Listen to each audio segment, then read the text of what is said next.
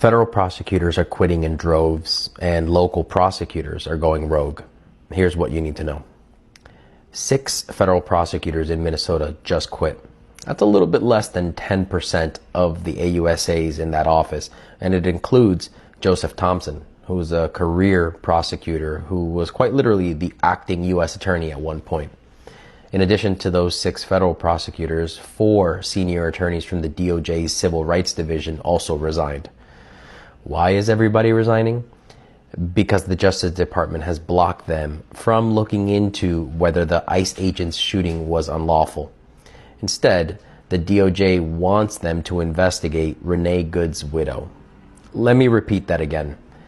The DOJ wants to investigate the victim's husband instead of the federal agent who pulled the trigger.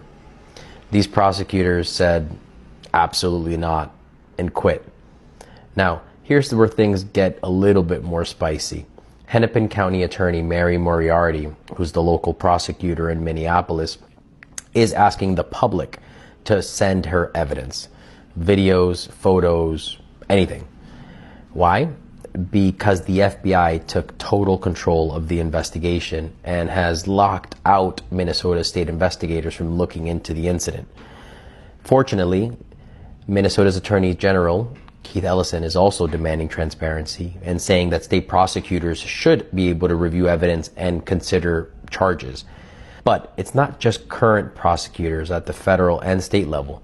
33, let me repeat that, 33 former federal prosecutors from Minnesota wrote to the Trump administration demanding that they let state investigators back in. This is unprecedented pushback. You've got career federal prosecutors quitting in droves, local prosecutors challenging federal authority, and dozens of former federal prosecutors publicly calling out the DOJ.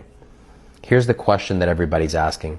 Can a state like Minnesota even criminally charge a federal agent? I recently posted a video on this exact topic, so check it out. In short, legally, it's complicated, and there are significant hurdles to prosecute a federal agent at the state level. But state prosecutors are exploring their options because, frankly, the public deserves answers.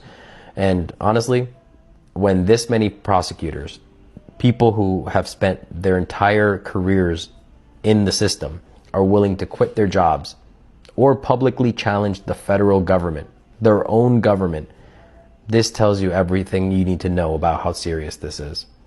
I read the fine print so you don't have to. Remember to like, follow, and drop a note if you want me to cover a specific topic.